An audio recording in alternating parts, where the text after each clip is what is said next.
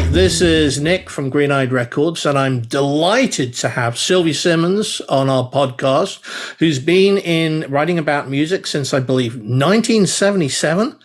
God, that's decades ago. And I thought we'd start off with, well, what would you say is the biggest difference between the golden age of rock writing in the late 20th century and where we are in this day and age? Well, that's one of those essay questions, but the most succinct way I could put it is that back then it was a service job, the best service job in the world, a very wild service job. But now it's pretty much hidden in a world where you don't need us to tell you what music was coming out. I think anybody who's listening, who was around when I started writing about rock, would know that you couldn't really hear that new music coming out unless you had a lovely little local record shop where they would put an LP with certain sacred rights attached and let you listen to it before you shelled out a whole lot of money to buy it. There was certainly also pirate radio where you might listen to it, but basically it was a hard job getting to find out about especially new and unusual music. Now it's just another thing. It's out there, you can hear it. Why would you want me to tell you why I think you should get this? Because it's going to change your darn life. Well, I remember back in the 70s, buying those big plastic things. You'll be familiar with this sort of bits of plastic. I mean, goodness knows, probably not particularly ecologically thumbs up these days. So it's either on the radio or in a record store. And I used to go to Threshold Records in Cobham, where the Moody Blues had their little store in the studio above. And you'd go in and hear this like weird and wacky albums. Like I remember Close to the Edge, that period, so that'd be 72. And as you say, that was the only way you could hear about stuff. And there were not even any cassettes, so you couldn't record stuff in that sense. So different world. The rock press of those last decades of the 20th century were just full of honest, intimate interviews. I remember seeing things with Bowie, Mark Bolan, all those kinds of artists. And you don't really see that these days. So why is that? You know, one of the big reasons is that journalists got instant access to people back then. And it was really quite intimate, not in, the sort of term of being their best friends or anything more, but you would get to go to their house. I remember the first time I interviewed Stevie Nicks, she invited me over to her place. And so I got to see her collection of stuffed dolls or, that her fans had sent her, or the maid ironing the chiffon. You got to see all these things that give you a great deal of insight. And they also gave you a great deal of time. Every time they came into town, I was living in LA in the beginning when I was writing. When they came through for a tour, some people would get a huge amount of time with them, but even the smallest fanzines tended to get sort of a 45-minute interview. They'd have the days where they all just came in the room and there'd be a PR come in just before the end and do that gesture of time to end. And the next one comes in. So it was access. It was access because that access was also important to the record companies and the bands. Wow. Reasons before, this is how people came to know them. I know that you've many stories, and we talked about one story in particular, but and we could be here like for days, and we will do more of these sessions. But just for right now, could you share a couple of stories from your early days as a rock journalist, and maybe contrast with any recent interviews that you've done? What sort of really stands out? Well, it was entirely crazy back in the 70s and early 80s and right into the 90s, really, because again of that access. And one of the things that happened, 1978, I was writing for Sounds magazine, one of the weeklies in England, and they sent me on the road with Black Sabbath. And I kind of figured it was a bit of an initiation ceremony, like the Greeks leaving a baby on a hill when they're born, to see if they wasn't Greeks, like it was the Trojans or something, to see if they lived, and if so, they could carry on doing it. But I think it was just actually a very good gesture on the part of the editor that thought I could do it. And the craziness from that tour, I remember we were like on the bus together, we were talking here and there. I got to see all that was going on, pretty much, even things that I didn't really want to see. But one moment that sticks with me was Tony Iommi had put off interviewing me until the second day. And he kind of walked through a complete plate glass door of a hotel, of the motel or whatever. And then we came and did this thing at about 1 a.m. or 2 a.m. by the side of the hotel swimming pool, outside pool, which was deserted. And he suddenly decided he wanted to save the life of all of these toads or frogs that were leaping into the water. So he leapt into the water, the shallow end, and said I should come and help him. And I said, but they're frogs, they're toads, for heaven's sake, it's water. And, you know, you occasionally have to say these things to some people in bands when they've been drinking. But he said, no, that water is like full of, you know, whatever, it's peroxide or whatever my hair's full of, and it's going to kill them. And so I had to help him sort of take these frogs or toads out of the water. And I guess it turned into a very interesting interview, because once you've done something with somebody like Save the Frogs of Bakersfield, you know, things go a lot more easily. And Tony Iommi was one of those people who had a reputation for actually punching journalists at one point. Maybe they said because they knew that he wouldn't punch a girl, or hoped so. So yes, lots of those things I've had. And I remember another story of interviewing Frank Zappa. That was in my first year as a music journalist. And he was so horrible to me, I couldn't believe it. And I kind of like said at one point, why are you being so difficult? And he said, I hate the English. I said, what did we do? And he mentioned a story about having played at the Finsbury Park. I think it was a Rainbow. It might have had a different name at that time. And somebody had pulled him off the stage. Yeah. And I said, well, it wasn't me. I mean, really, at that time was just protesting. But it was a lousy interview. And then a couple of days later, I had a call from the record company saying, he was sorry, he was a jerk. And do I want to go over to his studio in Laurel Canyon? And from there, he was just an absolute sweetheart. Wow. I mean, this is if they ever make a movie, which I think they should make a movie of you. If anybody's listening out there who's a film producer, you should make a movie. These stories would just be absolute gold dust. Fantastic. Almost famous part 2, yeah. And I have actually been in a helicopter where somebody I was interviewing was was snorting coke off of a picture of him in a Japanese magazine. We will not mention any names, but we'll just let the imagination flow in that way. There's a lot of fuss at the moment in America about the online Music Mag Pitchfork closing. And, and people are even saying, it's the death of music journalism. I mean, what's your take on that?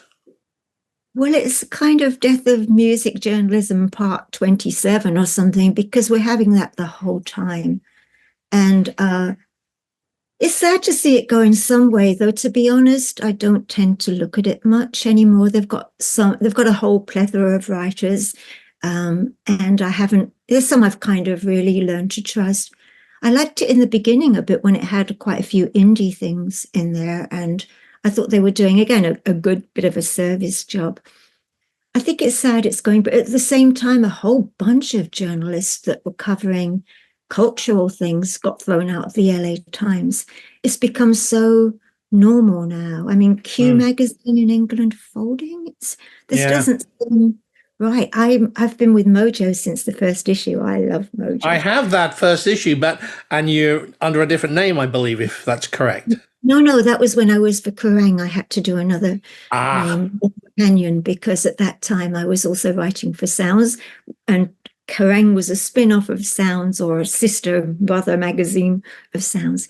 And so I guess for a while I was Laura Canyon in my blonde wig, as opposed to the black hair I had back then in the pictures.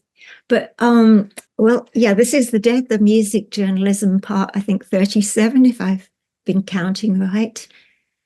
It's kind of sad that it's gone. They did have some good writers. That, there was a lot of different writers there, but that's really what the early British music press was like, and American magazines like Cream, that I also wrote for, where you could kind of go to your favorite writer that you trusted and see what they said about something.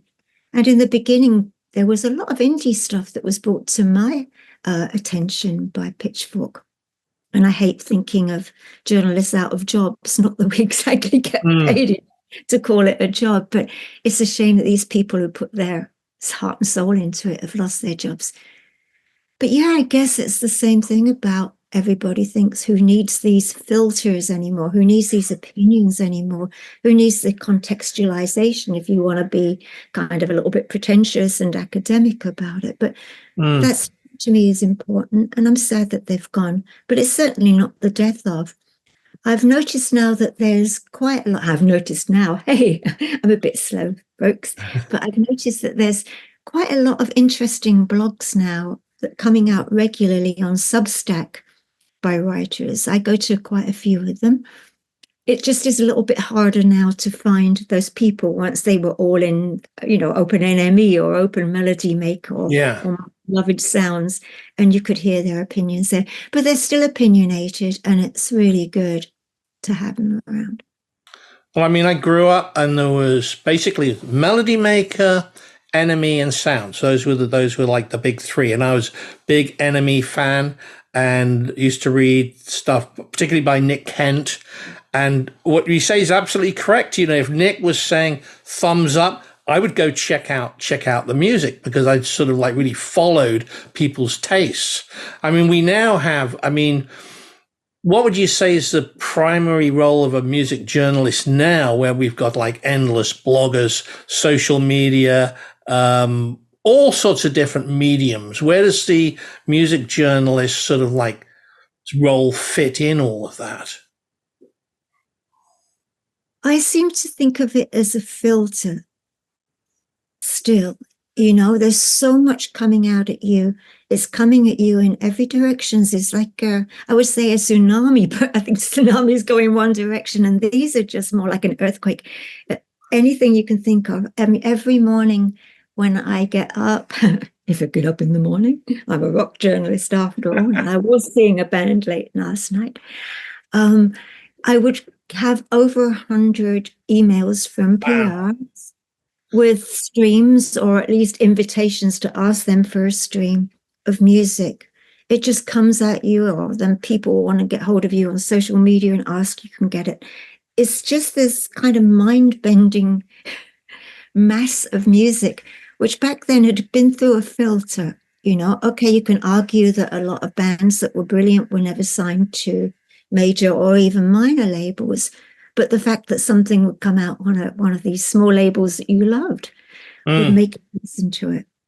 And when you have a physical object, to me, probably because of my generation and my age, I treat it with a bit more respect, I guess, than just everything being thrown at me through some message somebody sent me on X, or that they've sent me via Instagram, or they've sent in an email. So I think this thing of a filter, when Mojo started, they named the review section, it's still Mojo Filter, of course, it's for the song, but it's the thing of, you're there to say all of this stuff is coming out. And we, absolute arrogance, but also having devoted a lifetime up to then of writing about this stuff, listening to it, and believing that we have something that might be helpful, or maybe not. We just like it. We get paid a little bit for it, and we get free records for it, that we can kind of guide you in a different direction. You might be thinking, well, I'll tell you that the latest Stephen Stills album, him being a genius, generally is a piece of rubbish.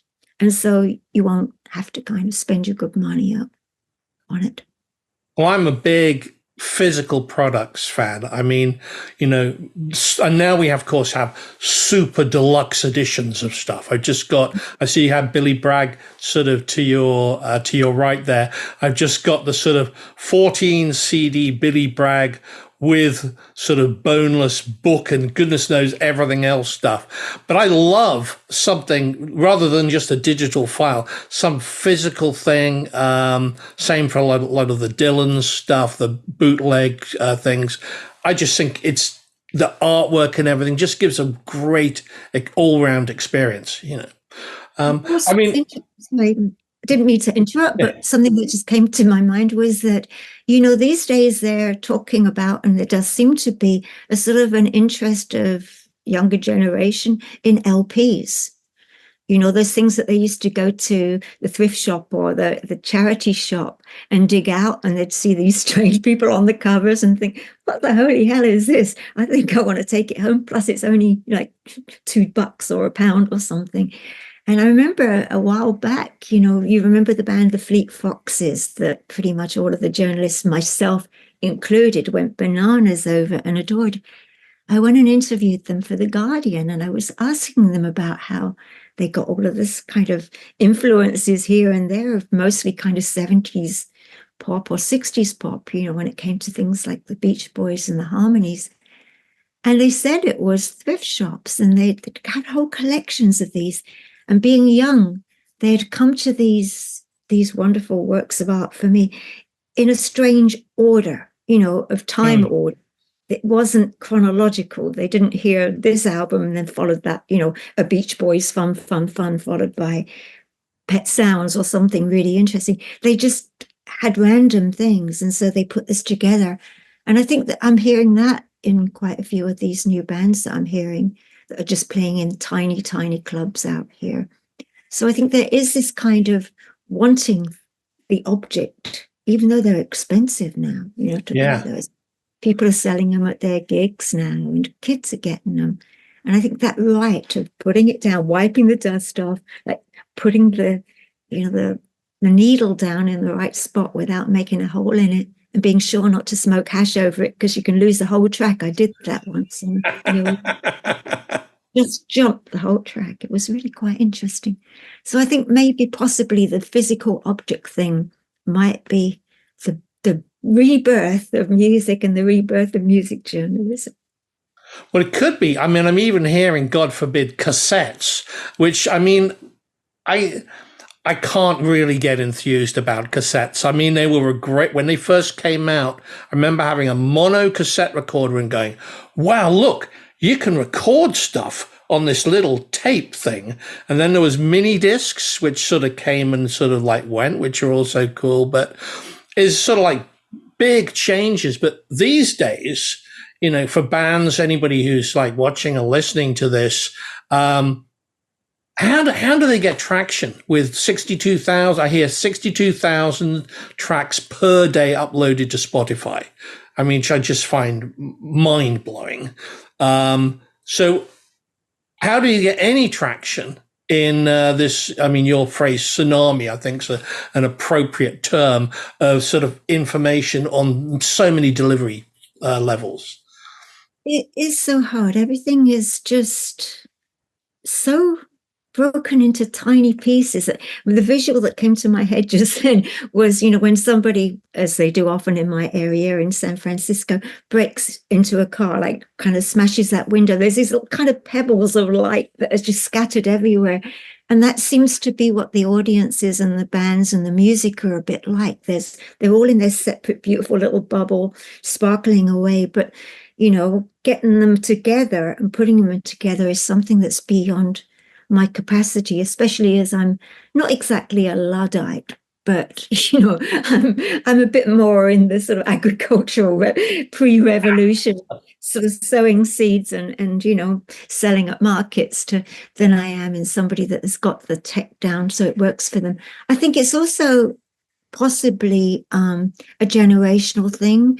I know that you are, you're not a 10-year-old, but anybody that grew up with social media will know how to work it well, and it doesn't take up their entire life. They've got a way of doing 10 things at once that this person in the little glass bubble from the broken window hasn't got. I think that those people will do fine. They'll just go on TikTok.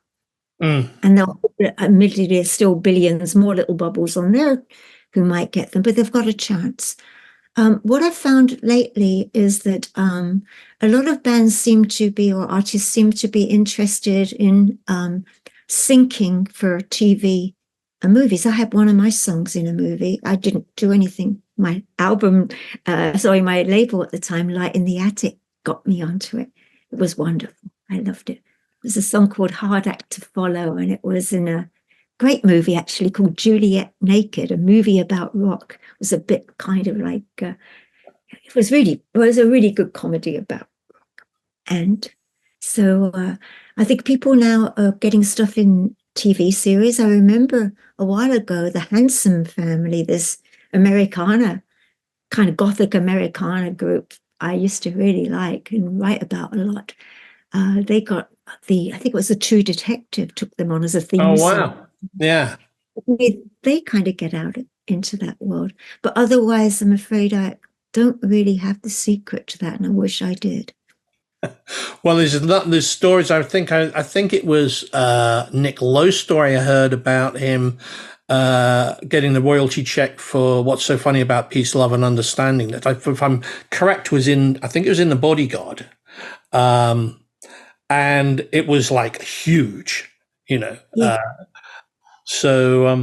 Who knows? Who knows? It's a strange and mercurial world. I mean, you never quite know what's going to happen, but certainly doing nothing will produce nothing. So that's a very good point. I think that, the record companies back in the day when I started writing and way into the kind of 80s and 90s, they were pretty bad if you were an artist as far as the cut that they took and the cut that the artist got. And a lot of them were really flogged half to death on those album tour methods that was decided to be the only way of selling a record and making them money. I can understand that. I was listening the other day to one of my favorite albums, Low Spark of High Heel Boys. Oh, classic. Yeah. Absolutely brilliant. And like the words in that about the guy has bought himself a new car on the profits he's made of from our dreams.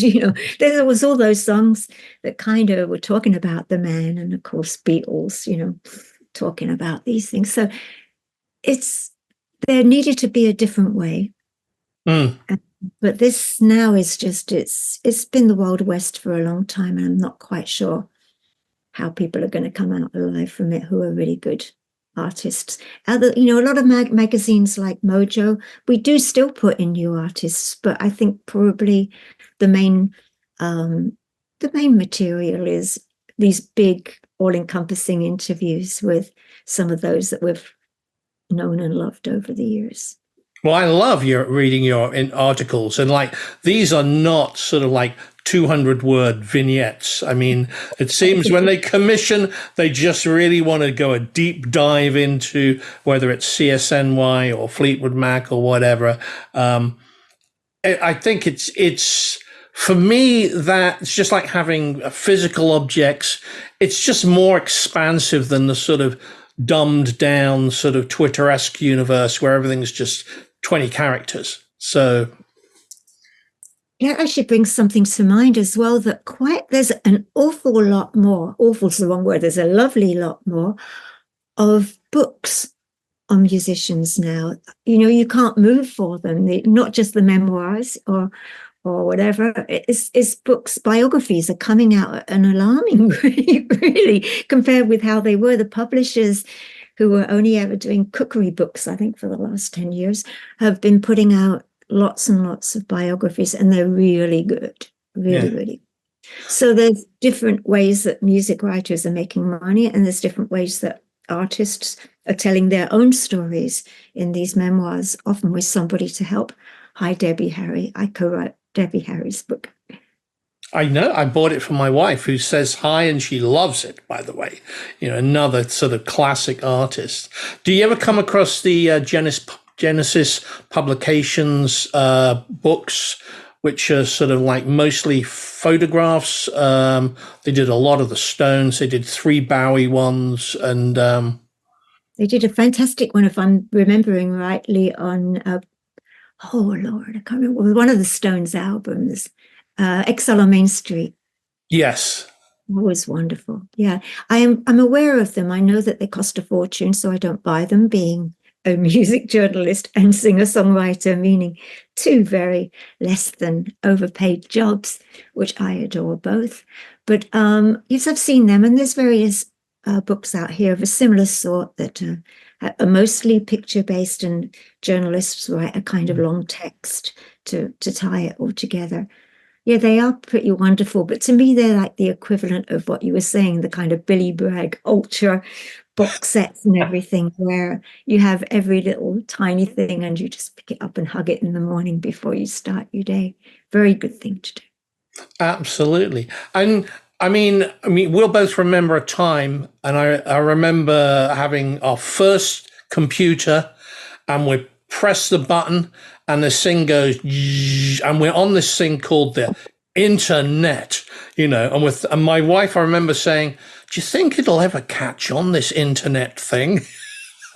So what would you say how has that helped or hindered in some way? I mean, we've kind of covered a little bit of this in terms of sort of like almost no access to tsunami level of access, but do you have any particular take on that?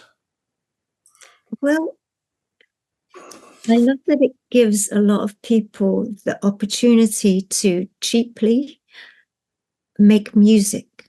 That's always good, people who have just, got it in them, people who love music in the past, who just went and bought music magazines or bought albums, make music. So on that kind of what it's doing to the nation in that regard, thumbs up, internet. But the kind of, I think the predominance of social media as a way of bringing any attention to yourself, it's kind of difficult. I mean, you think about a lot of musicians are actually quite sensitive people, I mean, even bands like metal bands or whatever that you think would be out there just, I don't know, pillaging and the other thing, I won't mention that. But they're sensitive people. There's a lot of very shy frontmen, for example, and it's usually the frontman who has to do a lot of that kind of talking about themselves.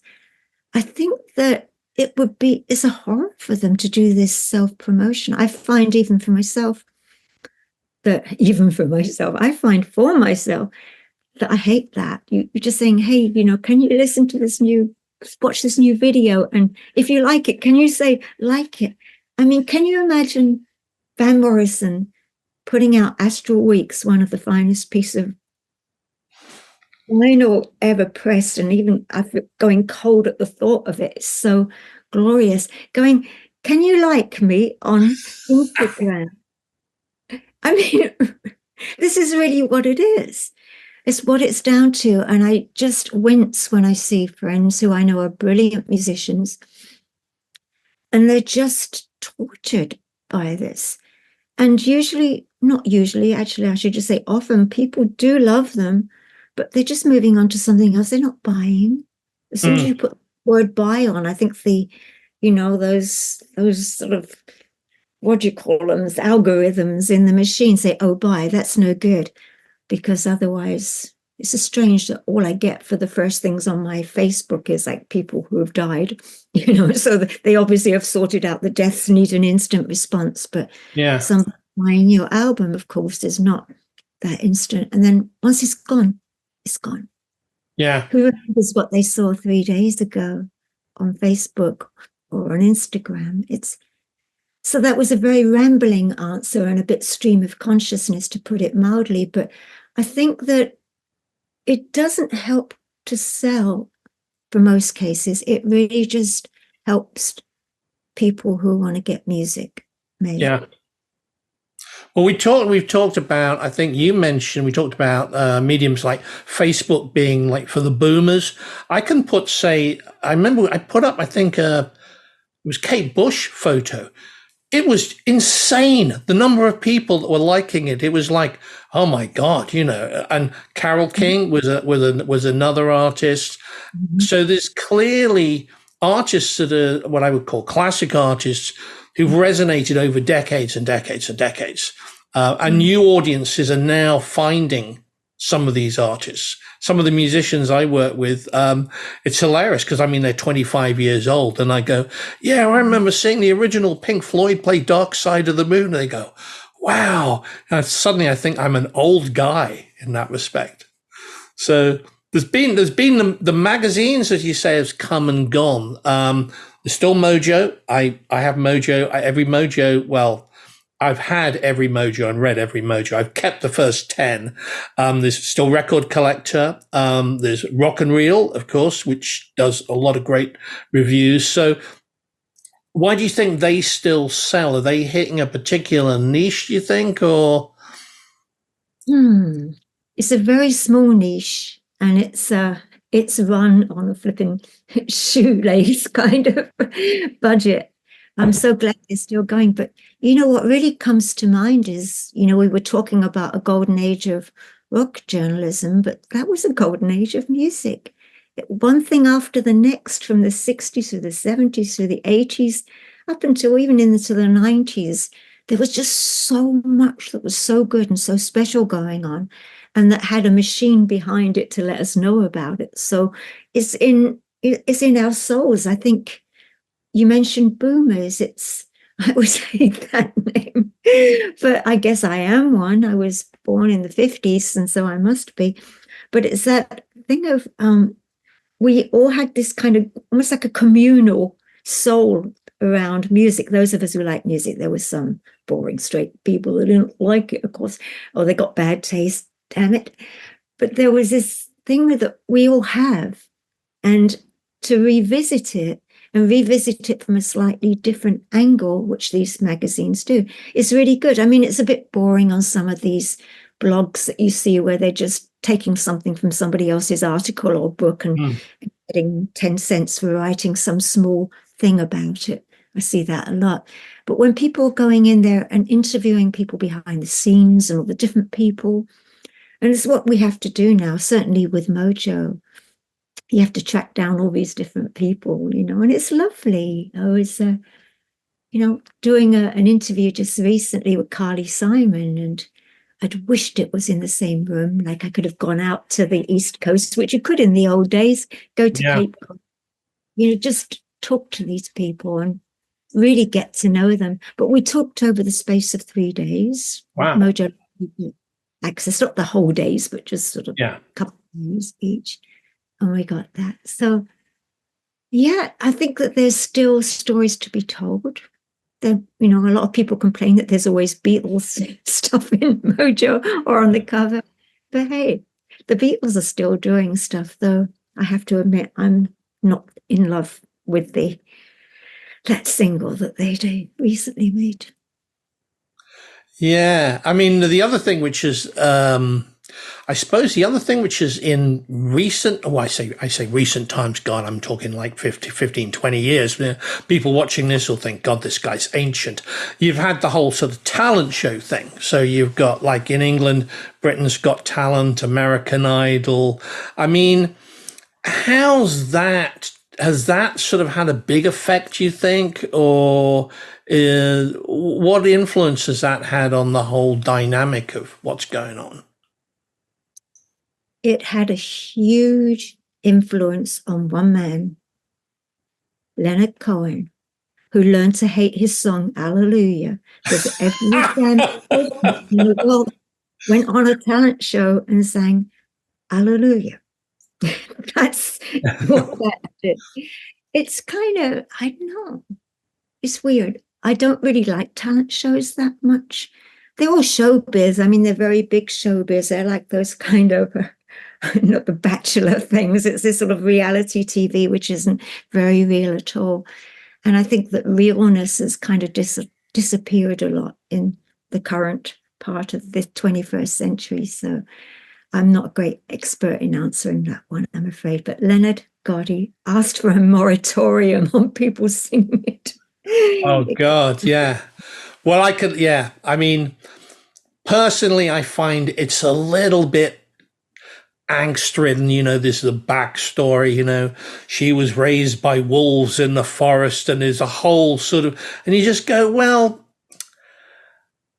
it's not my cup of tea, but clearly I am not in the majority of people. So, but I think it sets up an expectation sometimes for artists that there's a world of musical opportunity that's quite different to the reality of things. And one of the reasons I set up Green Eyed Records is because I love talking to different artists, and found that the ones that did well were just always had a love of music and just persevered, and something would happen, but they were just relentless, you know. And they were talented, but they also had this absolute relentless attitude. And I commend those people. I mean, and, we've seen artists which sometimes you can see people who go on to be fantastic. I remember seeing Tori Amos play Manchester Free Trade Hall, 2/3 sold out backstage, 3 people, including myself. Nobody knew who she was. But are there any artists who could have been really big, but they somehow slipped through the net? Anybody that sort of comes to mind? There's so many. Let me think. One that comes immediately to mind, actually, is a singer-songwriter named Neil Casal. It's Neal Casal. When I was writing for Mojo, but I was always writing for Mojo, but in the last century, I heard one of, I think, his first album that he put out, and it had this kind of feel of a singer-songwriter with the maturity and the ability of like a Jackson Brown. I think everybody was calling him that. He was damned handsome. He was touring all over the place. As you say, he had that drive to keep going. Albums kept on coming out. And I remember actually writing, it must have been back in the 90s, like, for God's sake, how many more times have I got to tell you people, buy this album, listen to it, just get this CD, because that was the CD age. Get this, he is so good. And over the years, the depression got to him so badly that I guess when he was about in his 50s or something, he unfortunately killed himself. Wow. There are very large number of albums he put out. I'm trying to think of one to recommend. I think it was called The Basement Tapes. It's absolutely wonderful. It has the word basement in the title, so everybody can go online and look for that. Lovely, beautiful voice. He had everything that would make a star, but maybe he needed to have come out 10 years earlier at that time of Jackson and Joni Mitchell and the wonderful singer-songwriters. Wow. Well, my dear friend Michael Ross, who used to live in San Francisco, I met him in San Francisco and then moved to New York and then to Nashville and now to France, because he's said America's got too crazy. We used to go to Amoeba Records and I used to say to him, pick me out 10 albums that I don't have in my collection. And exactly then he would pick out artists that I've never heard of. Some of whom become my favorite artists. So there's people out there, in that sense. I mean, how would artists like Elvis Costello or Motley Crue fare in today's market without the sort of the press darlings to sort of like guide them on in the way that they were back then? Well, yeah, I mean, in the case of Elvis Costello, from the history of him, it's been that he was signed or after somebody had seen him in the press and had written an article about him. And certainly Motley Crue were the first thing I wrote on them for either Sounds or Kerrang or both. And but I think that in those two instances, each of them seems to have a big enough kind of visual presence and sort of, I guess, a healthy ego to be able to have pressed their way through that. Others, I think, would fall by the wayside or would find that they're just still playing in bars all these years on or having a very small audience. I mean, one guy who I'm a very, very big fan with and also have toured with thankfully, but I'm always neutral if I'm listening to his music. I can step back from that. This guy called Jim White. He put out an album called In Search of the Wrong-Eyed Jesus. It was very much longer title than that. And I just thought this guy's voice, the songs, they're so strange, they're so moving, so interesting, so literate, everything you can imagine. And in fact, the BBC made a TV program, one-off based on that album with him. And still all these years on in America is not getting much of an audience. It shows much more in the UK, where I think we were and probably still are kinder to a lot of the artists that come over from the US, who are much more cult acts there. So this happens. And another name that comes to mind, who never really became as huge as he should, is Terry Reid. Yeah. One of the most brilliant singers, great singers, a great voice. And somehow or other did not get didn't become Mr. Moneybags or get huge. Well, I did a huge article on him for Mojo years ago, but generally speaking, doesn't have the attention and the love and value that he deserves. I suppose I know Elvis Costello's dad was very, very proficient in music. So some people come from that lineage. It seems that some artists, just something happens and it breaks for them. And it can be the most inconsequential meeting, or somebody comes across them. But it seems that there are some that are just persevering like crazy. One of the local musicians here, there's a guy called Chris Smith. Chris Smith, I interviewed him for my Music for the Head and Heart section. And he started saying, well, when I was back in art school and I was talking to Brian May and John Deacon, I wonder what happened to them.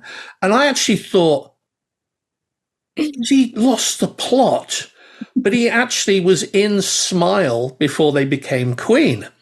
And he said that he used to talk to Freddie Mercury used to say to him, Chris, I'm going to be a real star.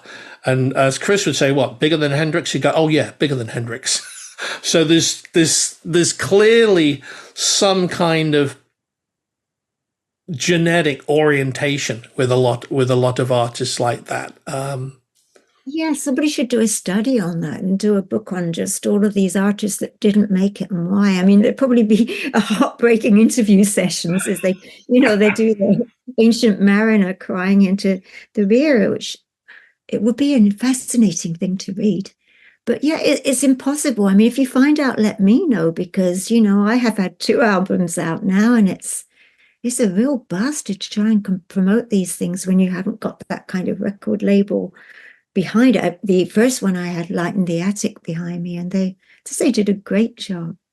And but since then, I think the music business is even in more dire straits, and I don't mean the band. Though Mark Knopfler has a new album coming out in a few Yes. weeks. I haven't got it yet. It hasn't streamed on my computer yet. I'll have to give it a try. But, it is really hard now, even for the record labels, to take on or try and promote people who are in that niche market. And the niche market, you have to find some way of trying to expand it, or you just get on with your life and hopefully you can pay the bills, and you keep up this thing that is more of a love than a sort of career, if you know what I mean. Well, I mean, we talked about this the last time you interviewed me, and I loved the fact you said, Nick, this whole Green Eyed Records thing sounds like some hippie 1970s sort of acid fest dream. And I have to say that some things I proved to be correct. Some things I had a bigger expectation that people would get it, and they didn't. But my firm belief is it's about connection and collaboration between people. And this is a good example of this, from Yorkshire meets San Francisco, and we're talking about stuff that will then be available on this internet thing for people to have access to, which they wouldn't have had access previously. So I think that connectivity, and the more the artist can reduce a space between the audience and them, the better the chance to create an impression. But there's a lot of navigating required for that. Exactly, the filter again. It's back to that idea of the filter being led, through this big, huge bowl of stuff, just these few that come down and you think, yes, I can individually listen to you and learn to love your music, learn to understand it. Because a lot of the best albums, if you think about it, were ones that on first hearing you thought, what the fuck? On second hearing, it's like, kind of, yeah, but still, what the fuck? And on the third, you think, I'm never going to stop playing this for the rest of my life. Yeah.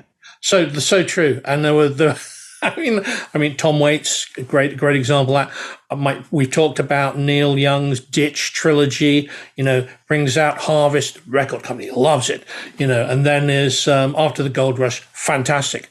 Time Fades Away. What? Tonight's the Night. I mean, these are my all-time loves, There's also one of the good things about sort of like TV and certainly Netflix is there's shows and documentaries about bands like Judas Priest, Aerosmith, Ozzy, which are hitting a whole new generation of people as well, and do you think that's because people are just going back nostalgically looking at stuff, or is there something else going on as well? Well, I think you have to take a certain audience as given straight away. Those who came up in the metal years like I did and loved all that stuff with their whole heart, thinks that Lemmy was a god and should have statues to him in every town on it. These people are going to be in the audience. They already have their audience. But at the same time, as you say, they're online and people go, oh my God, that is so cool. It's so interesting. I mean, you also get to see like different sides of those bands. I remember I interviewed Judas Priest so many times, and being the good old days of rock journalism, it was always somewhere crazy, like, in Marbella or, the Costa del Crime villa that they'd rented. And I was there with them in the villa and like swimming with them in the pool, because who swims in the sea these days or those days? And you get to things and you know them, or in the sense you get to know them a bit. I mean, for heaven's sake, you're not like intimate friends, but you'd always hide the fact that the lead singer was gay, because that was very difficult back in those times to do that. I mean, pretty much anybody with a brain or a heart knew.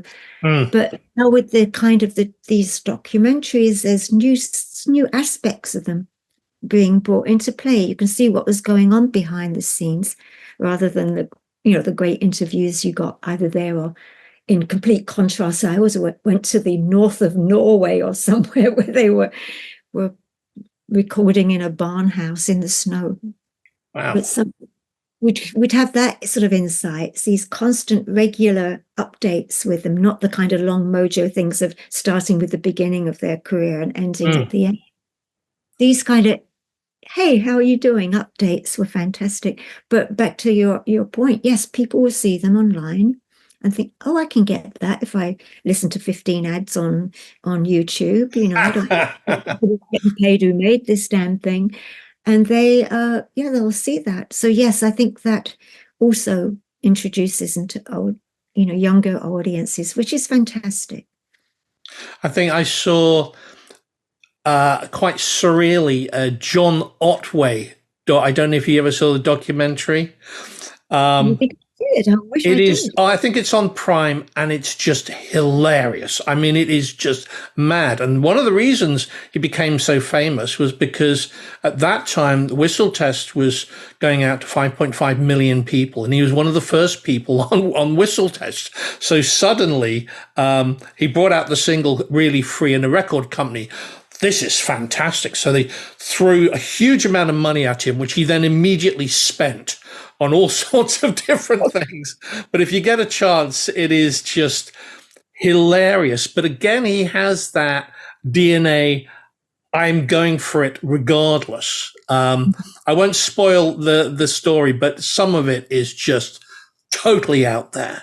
So we have the technology with we have the internet, and yes, there's positives, there's negatives. The other thing that's coming out a lot at the moment is this whole question of AI. And there's talk of that sort of.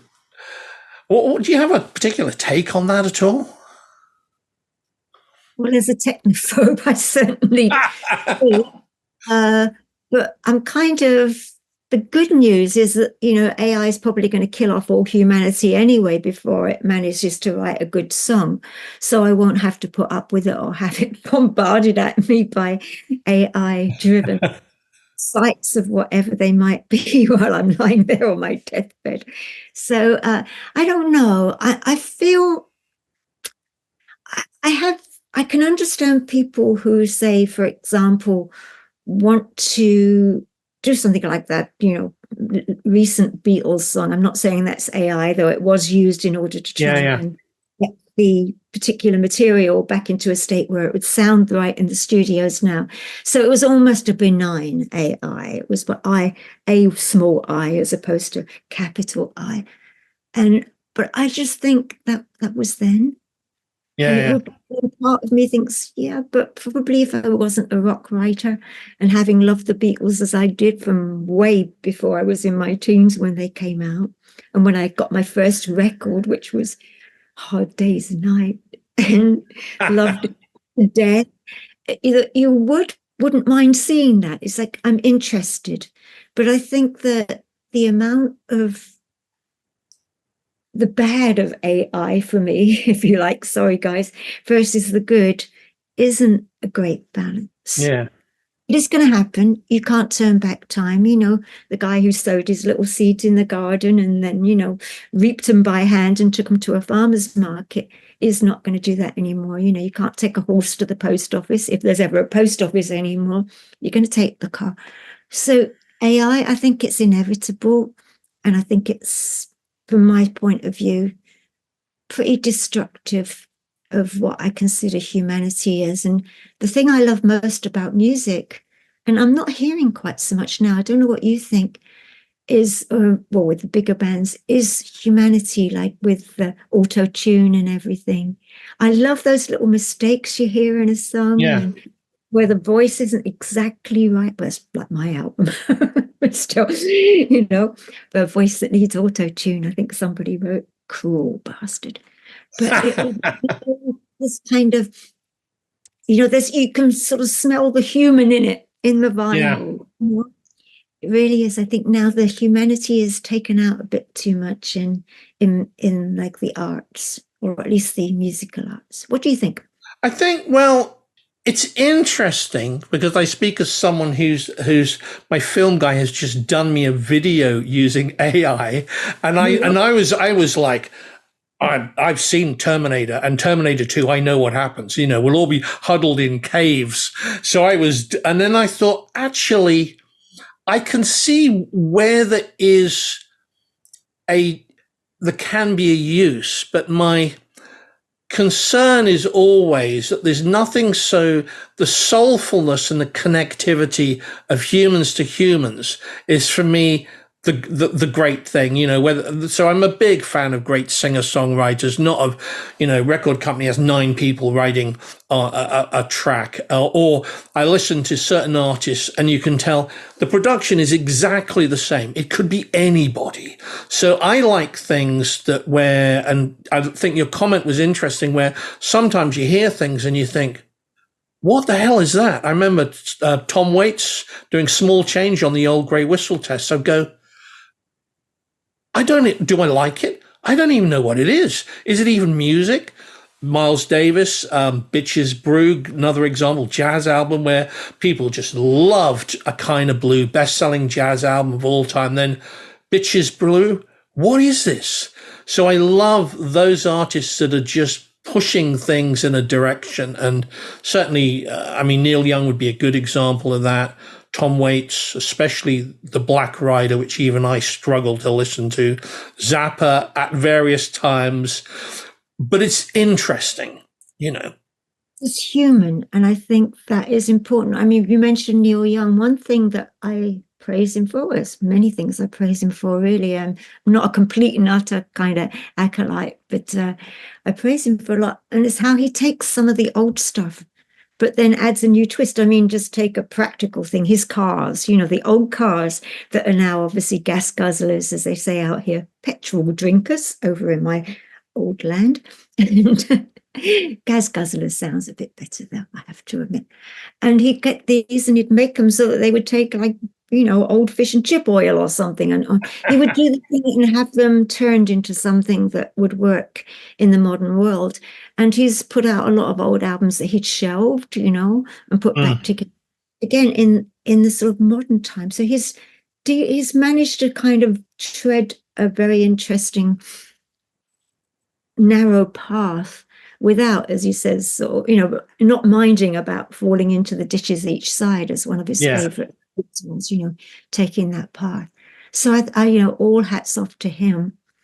But to me, I think I just hit the music I hear now. If I turn on the radio or just accidentally listen to a stream, I just think, please, just be you and the music and the band. Yeah, produce great sound.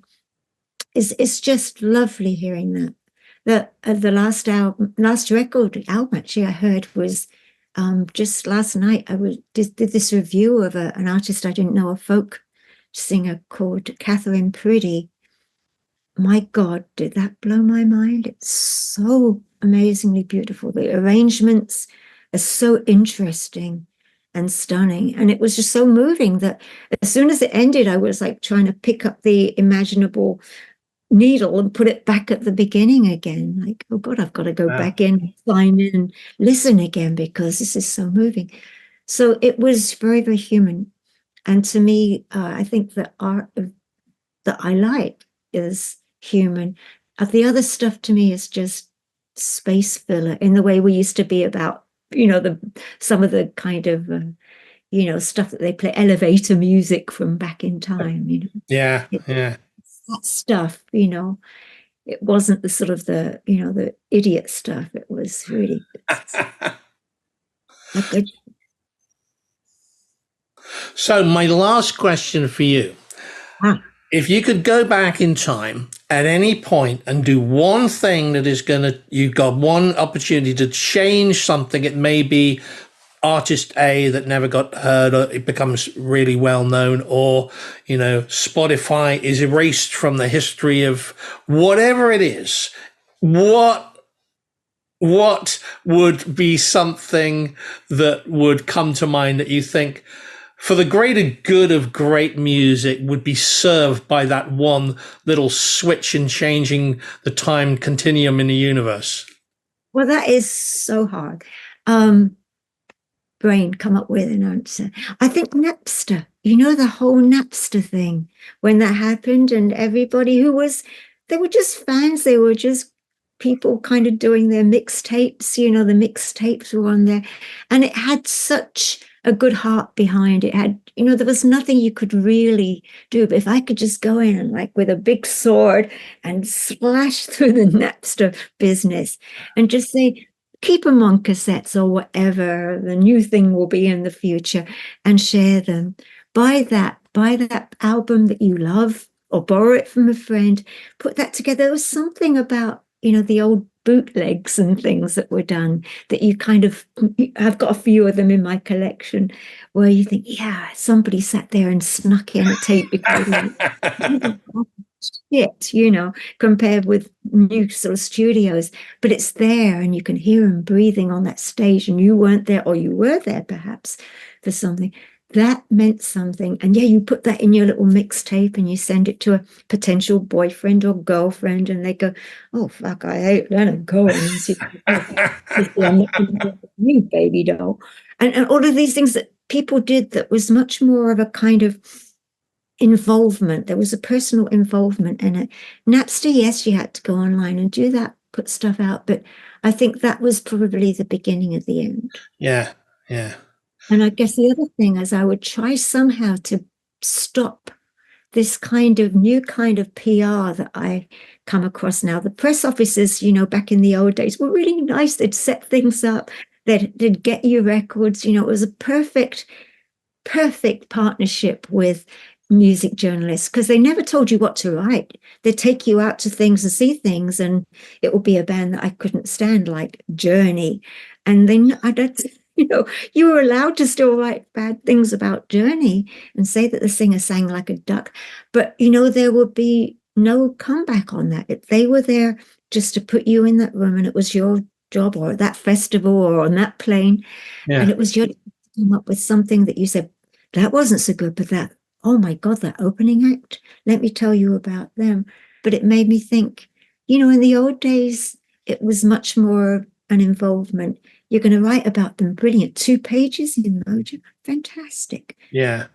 You'd be left to your own devices after that, after they would get you in the room. But brand is one of my least favorite words in the world. Well, I think it's a flawed strategy, because all my instincts and from what I see, and hey, what do I know, is that the people who have the better connection to the artist, who love the artist, those are the ones. I mean, my dear friend James at the moment, who are touring all over the place, and I was at a brilliant show of theirs in York, and there was a young lad there who was also in the Access All Areas bit, and I said, "Oh, anyone in the band?" He said, "No, I couldn't get tickets, but I was staying in this hotel, and I saw Tim."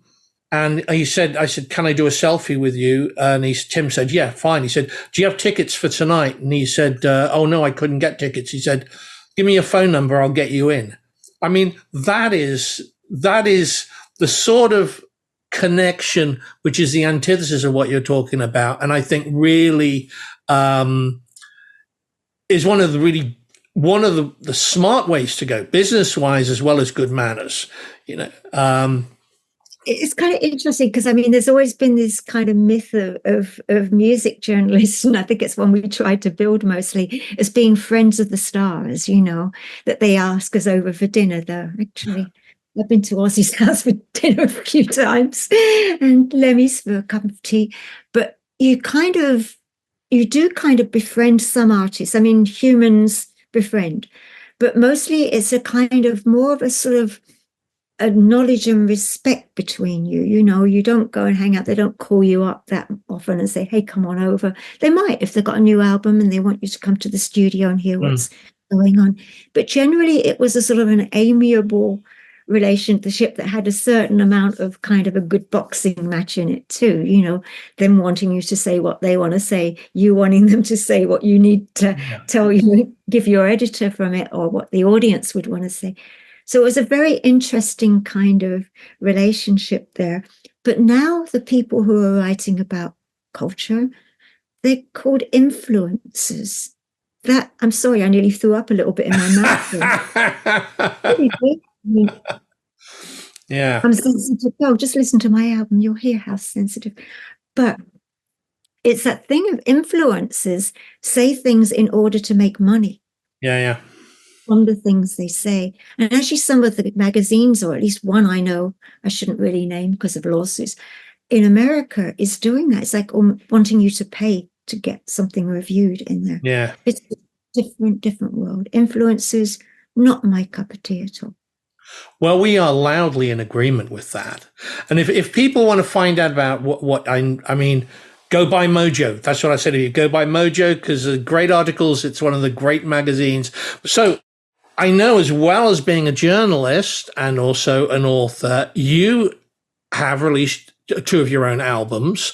So what was it like to make that transition, and what sort of reception did you get announcing yourself as an artist as opposed to somebody who interviews artists? That was probably the most terrifying thing, was to actually say, "Oh, I've got an album out." I had to wait until Light in the Attic kind of put a press release out before I'd admit to it, because the whole cliche, and it's probably partly true, about rock journalists back in the day is that we all were kind of wannabe musicians or failed musicians, and certainly we dressed like them and acted like them and stayed up all night like they did. But to actually be one, there were a few that did it. Patti Smith, of course, but that was early on in her writing for Cream. Chrissie Hynde, women have done it, but those are big names and quite terrifying. And I think there was a lovely long piece, a whole page review in The Guardian from somebody that said pretty much I should hate this album because number one, it's got a ukulele on, but more number one, it's a music journalist, But it's one of the most beautiful albums of the year, was the short version, headline version of that. So the reviews were fantastic. It was, I didn't find it strange, oddly. I don't know if you've had the same thing. Once you do music, once you start doing it and you've got over the idea of being in the studio and people are recording you, and you've got to do it quick because otherwise it's going to cost a lot of money, live to tape. You just kind of do it. And really, it was the live stuff that I, like Leonard Cohen and many others who are front persons, or sometimes only persons, solo persons, is that you're kind of shy, really, and it's hard to kind of go up there. That I've found out one thing: get big quickly. I haven't, but I do opening ups for big people, because you can't see the audience. The lights are in your eyes. You can see them all. You can see if they're picking their nose or on this. It's terrifying, but I kind of got over it. And I sort of started initially, before my album came out, before it was even recorded, by going on the road with my new book on Leonard Cohen. What was it? Leonard Cohen. I'm Your Man, The Life of Leonard Cohen. I didn't have much of a book tour set up. So musicians are so lovely, so communal compared with writers. They were setting up little kind of things I could do, little gigs I could do in record shops or their local bookshops. And I'd take my uke and I'd sing a couple of Leonard Cohen songs. It was a bit of a Leonard Cohen jukebox, to put it mildly. And often a musician would sit in and help out. Again, praise musicians.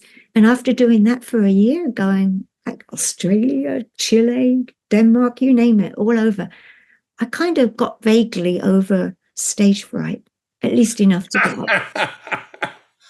So it became something really good. As far as the making any money from it, other than like in the attic getting a sync in a movie, which pays a bit. I mean, it's not like it used to be when you could almost retire on that. Everything now is much smaller and more compact.